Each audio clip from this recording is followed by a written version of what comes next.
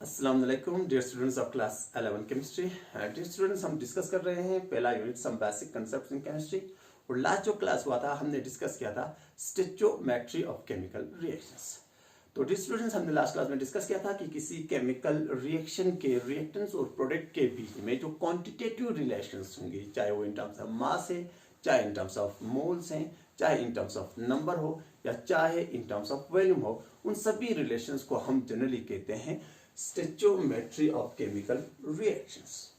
तो dear students, last class में स्टोइचोमेट्री के बेसिस पे जो न्यूमेरिकल प्रॉब्लम्स होंगे, जो फर्ज कर लो मास रिलेशनशिप के बेसिस पे होंगी, मोल रिलेशनशिप के बेसिस पे होंगी, इस तरह नंबर रिलेशनशिप के बेसिस पे होंगी, उनको कैसे सॉल्व करते हैं हमने डिस्कस किया था।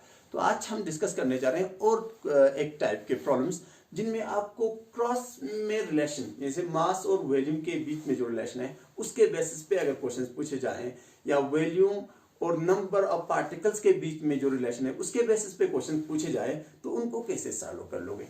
तो एक प्रॉब्लम मैंने यहाँ पे लिया है जो ये कह रही है, calculate the mass of water produce due to combustion of 5.6 litre of methane at standard temperature और प्रेशर। तो डियर स्टूडेंट्स, ये जो रिलेशन है ये वॉल्यूम मास रिलेशनशिप के बेसिस पे है। तो इस तरह के प्रॉब्लम्स को कैसे सॉल्व कर लोगे? डियर स्टूडेंट्स, मैंने आपसे कल ही कहा है स्टोइचोमेट्री के बेसिस पे जितने भी प्रॉब्लम्स आपको सॉल्व करने होंगे, याद रखना सबसे पहले बैलेंस्ड केमिकल इक्वेशन लिख देनी है। तो इसकी हम बैलेंस केमिकल इक्वेशन लिख देते हैं। सॉल्यूशन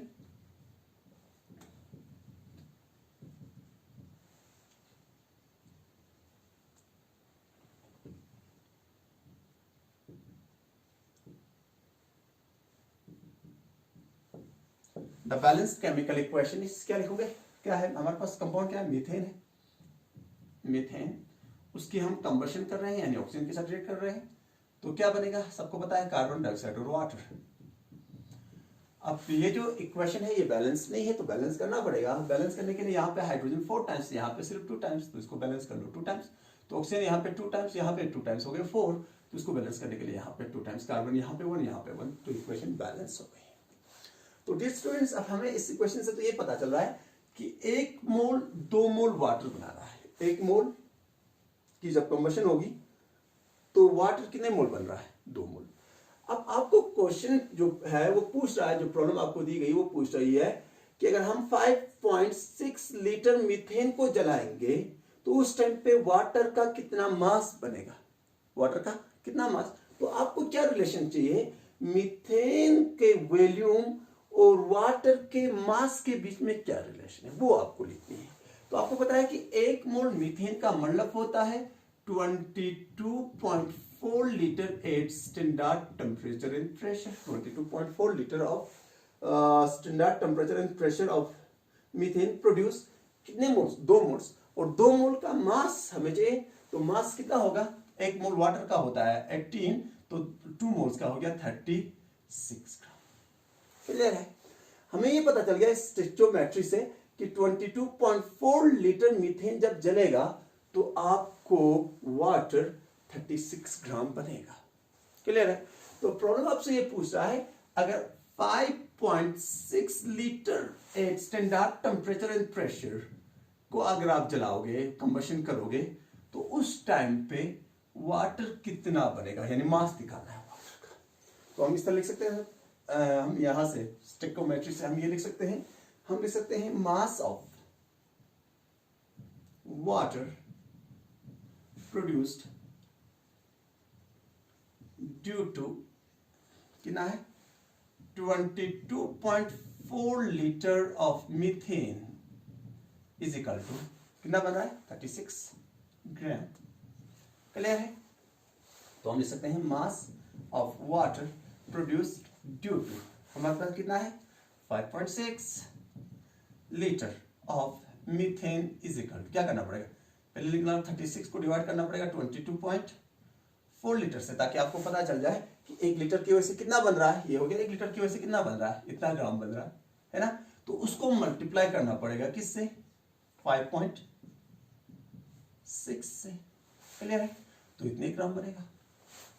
क्लियर है ना? तो क्या करना पड़ेगा? इसको कैसे काटोगे?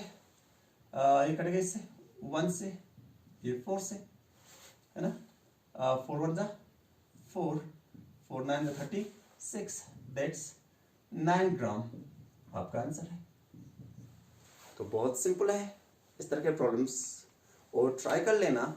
और इस प्रॉब्लम को ये सब किए बगैर भी आप सीधे कर सकते थे, क्योंकि सबको पता है कि 22.4 लीटर की वजह से 36 बन रहा है, क्लियर है।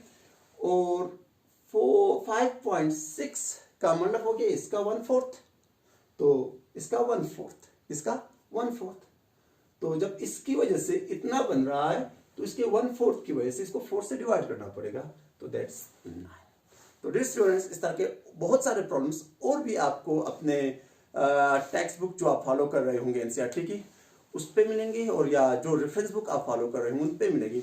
उस तब सभी प्रॉब्लम्स को सॉल्व करना है, और जहां पे प्रॉब्लम होगा मुझसे कम्युनिकेट करना है। तो डियर स्टूडेंट्स, स्टोइचियोमेट्री के साथ रिलेटेड एक छोटा सा कंसेप्ट है, वैसे छोटा है मगर बहुत इंपॉर्टेंट है। तो उस टॉपिक को हम इस तरह समझ सकते हैं। फर्ज कर लेते हैं कि हमारे पास हमने एक कंटेनर लिया, उस कंटेनर में हमने 1 मोल हाइड्रोजन गैस, या करते हैं सीधा 2 मोल हाइड्रोजन गैस और 2 मोल ऑक्सीजन गैस लिया। 2 मोल हाइड्रोजन गैस और 2 मोल ऑक्सीजन गैस लिया। तो सबको पता है कि हाइड्रोजन गैस ऑक्सीजन गैस के साथ रिएक्ट करके वाटर बनाता है। अगर आपसे कोई कहे बताओ इस रिएक्शन मिक्सचर में कि जब हम रिएक्शन कराएंगे तो उसके बाद वाटर कितना बनेगा, वाटर कितने मोल बनेगा, तो आप कैसे निकालोगे? डियर स्टूडेंट्स, आप इस प्रॉब्लम को इस तरह सॉल्व कर सकते हो। आपको ये पता है कि हाइड्रोजन गैस रिएक्ट करता है ऑक्सीजन गैस के साथ, क्या बनाने के लिए? H2O बनाने के लिए। ये केमिकल इक्वेशन बैलेंस नहीं है, तो बैलेंस करने के लिए इसको हम 2 टाइम्स कर लेंगे, इसको भी 2 टाइम्स कर लेंगे। तो बैलेंस केमिकल इक्वेशन से आपको क्या पता चल रहा है कि 2 मोल हाइड्रोजन गैस रिएक्ट कर रहा है 1 मोल ऑक्सीजन गैस के साथ और बना रहा है 2 मोल ऑक्सीजन।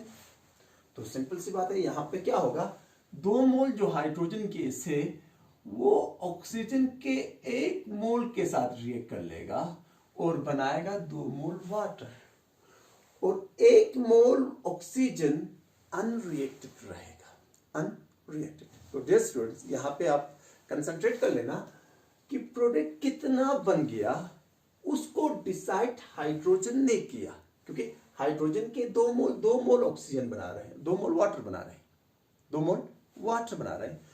तो यहां पे 2 मोल है तो 2 मोल वाटर बन रहा है। ऑन द अदर हैंड, अगर ऑक्सीजन डिसाइड करता तो क्या होता है कि 2 मोल, देखो 1 मोल 2 बना रहा है, तो 2 मोल को कितने बनाने चाहिए? 4 मोल, मगर बन नहीं रहा है, सिर्फ कितने बन रहा है? 2 मोल। तो उसका मतलब ये हुआ कि यहां पे प्रोडक्ट कितना बनेगा वो डिसाइड कौन कर रहा है? हाइड्रोजन। हाइड्रोजन क्यों? क्योंकि हाइड्रोजन कम है, जितना है उसका पूरा इस्तेमाल हो रहा है।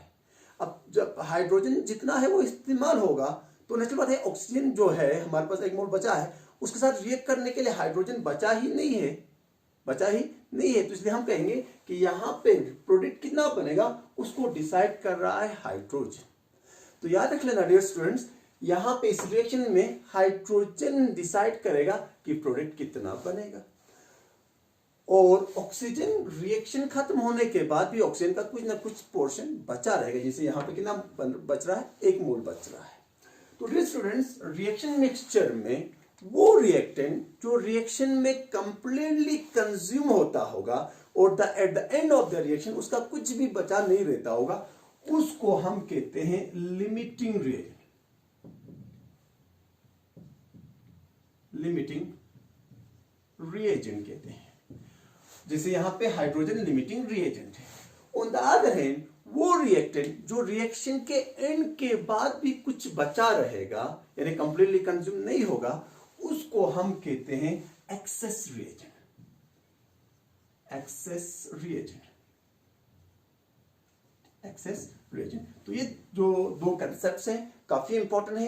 इन दोनों को कंबाइन करके स्टोइचियोमेट्री के साथ अमूमन एग्जाम्स में क्वेश्चन पूछे जाते हैं। तो उस तरह का एक क्वेश्चन अभी हम सॉल्व। तो डियर स्टूडेंट्स, अब यहाँ पे एक प्रॉब्लम सॉल्व करने जा रहे हैं जो बेस्ड तो स्टोइचियोमेट्री पे ही है, मगर वहां पे लिमिटिंग कंसेप्ट, लिमिटिंग रिएजेंट और एक्सेस रिएजेंट का कंसेप्ट इस्तेमाल किया गया है।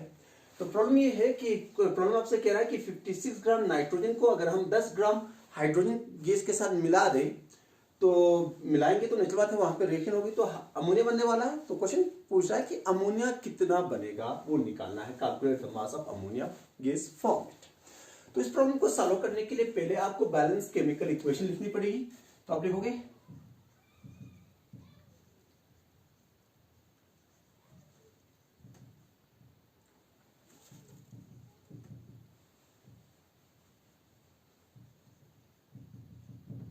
the balanced chemical equation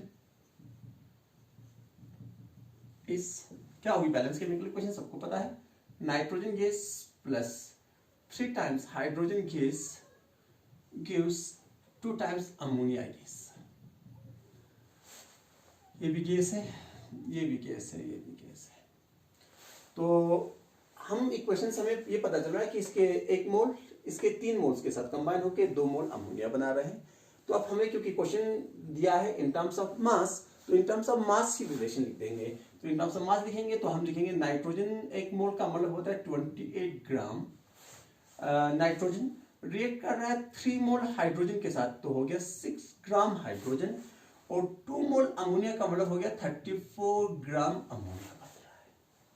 तो डियर स्टूडेंट्स, यहां से हमें ये पता चल रहा है कि 28 ग्राम नाइट्रोजन के साथ रिएक्ट करने के लिए हाइड्रोजन 6 ग्राम चाहिए। तो हमारे पास जो रिएक्शन मिक्सचर है उसमें 56 ग्राम नाइट्रोजन है और 3 ग्राम हाइड्रोजन गैस है। तो पहले हमें यहां पे देखना पड़ेगा कि लिमिटिंग रिएजेंट कौन है और एक्सेस रिएजेंट कौन है। तो कैसे लिखेंगे, हम लिखेंगे mass of hydrogen gas required to react with कितना है 28 gram of nitrogen is equal to 6। ये बैलेंस केमिकल इक्वेशन से हमें इंफॉर्मेशन मिल रही है 6 ग्राम है ना। तो हम लिखेंगे so mass of hydrogen gas required to react with कितना है हमारे पास 56 gram of nitrogen is equal to क्या हो जाएगा, क्या करना पड़ेगा 6 को डिवाइड करना पड़ेगा 28 से, इनटू करना पड़ेगा 56 से ग्राम्स आ गया ना। तो इसको डिवाइड कर लोगे तो ये 1 से, ये 2 से, 6 2 हो गया 12। तो पता चला कि जितना यहाँ पे 56 ग्राम जो नाइट्रोजन दिया गया है उसके साथ रिएक्ट करने के लिए हमें हाइड्रोजन जरूरत पड़ेगा 12 ग्राम। अब क्या हमारे पास हाइड्रोजन 12 ग्राम है रिएक्शन मिक्सचर में, रिएक्शन मिक्सचर में हमारे पास हाइड्रोजन है सिर्फ 3 ग्राम, हमें चाहिए कितना ग्राम 12 ग्राम। तो यहां से क्लियर हो रहा है कि हाइड्रोजन जितना चाहिए उतना हमारे पास नहीं है। तो उसका मतलब ये हुआ कि यहाँ पे प्रेजेंट जो हाइड्रोजन गैस है वो पूरा रिएक्ट कर लेगा, उसका कुछ बचने वाला नहीं है, यानी वो लिमिटिंग रिएजेंट है। तो एक्सेस रिएजेंट क्या हुआ, एक्सेस रिएजेंट नाइट्रोजन गैस हुआ। तो हम लिखेंगे since we have only 10 gram of nitrogen, 10 gram of hydrogen gas, so hydrogen gas is the limiting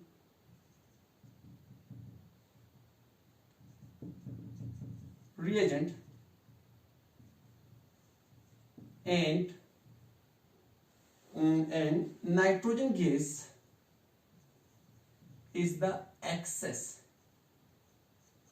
reagent। तो अमोनिया तो यहां पे एक्सेस में है, लिमिटिंग में हाइड्रोजन है, तो अमोनिया कितना बनेगा उसको डिसाइड यहां पे हाइड्रोजन गैस करेगा। तो क्या करोगे, हमें पता है कि 6 ग्राम की वजह से 34 बन रहा है, तो हमारे पास है कितना 10 ग्राम, तो हमें निकालना है 10 ग्राम की वजह से कितना बनेगा। तो क्या लिखोगे, नाउ अब लिखोगे mass of ammonia gas produced due to 6 gram of hydrogen gas is equal to 6 gram hydrogen gas की वजह से कितना बन रहा है 34 ग्राम। तो हम लिखेंगे so mass of nitrogen gas produce due to कितना है 10 ग्राम है ना 10 gram of hydrogen gas is equal हो जाएगा 36 डिवाइड बाई 6 34 है 34 डिवाइड बाई 6 इंटू 10 करना पड़ेगा इंटू 10। तो आप 36 को 10 से मल्टीप्लाई कर लो 34 को 10 से मल्टीप्लाई कर लोगे तो 340 हो जाएगा। उसको डिवाइड कर लोगे 6 से तो आपको नियरली आ जाएगा 56.67 ग्राम। तो हमें पता चला कि यहाँ पे जो अमोनिया बन गया वो 56.67 ग्राम बन गया। तो डियर स्टूडेंट्स होप आप लोगों को समझ आया होगा कि इस तरह के प्रॉब्लम्स में आपको पहले ये चेक करना है कि वहां पे लिमिटिंग रीजन कौन है और लिमिटिंग रीजन डिसाइड कर लेगा कि प्रोडक्ट कितना बनेगा। तो कभी कभी क्वेश्चंस में ये भी साथ में पूछा जाता है कि बताओ जो रिएक्टेंट बच गया कौन सा रिएक्टेंट बच गया। फर्स्ट यहाँ पे हम कहेंगे कौन सा रिएक्टेंट बच गया हाइड्रोजन गैस बच गया। तो साथ में कह सकते हैं कि बताओ हाइड्रोजन गैस कितना बचा तो वो भी निकाल सकते हो कोई मुश्किल काम नहीं है। कैसे निकालोगे हमें पता है कि 6 ग्राम के लिए कितना चाहिए 28 ग्राम चाहिए। तो 10 ग्राम के लिए कितना चाहिए वो निकालना है और जितना आ जाएगा उसको माइनस करना है 56 से जितना दिया गया है। तो जो माइनस करके आ जाएगा उसको हम कहेंगे कि इतना रिएक्शन कंप्लीट होने के बाद इतने ग्राम नाइट्रोजन गैस के बचे रहे। तो इस तरह के प्रॉब्लम्स आपको अपने टेक्स्ट बुक में मिल जाएंगे। उस तरह के प्रॉब्लम्स को सॉल्व कर लेना क्योंकि इसी तरह के प्रॉब्लम्स अमूमन चाहे जेईई मेंस हो या नीट का जो एग्जाम है इसी तरह के प्रॉब्लम्स बार बार पूछे जाते हैं। तो होप आप लोग इस तरह के प्रॉब्लम्स को समझ गए होंगे। तो ये था आपका लिमिटिंग रीजन और एक्सेस रीजन। तो डियर स्टूडेंट्स इस टॉपिक में इस यूनिट में और एक टॉपिक बचा हुआ है जो है कंसंट्रेशन। वो 11 के लिए भी है और 12 पार्ट में भी है यानी क्लास 11 में भी है क्लास 12 का पार्ट भी है। तो इंशाल्लाह नेक्स्ट क्लास में हम वही डिस्कस कर लेंगे। तब तक खुदा हाफिज।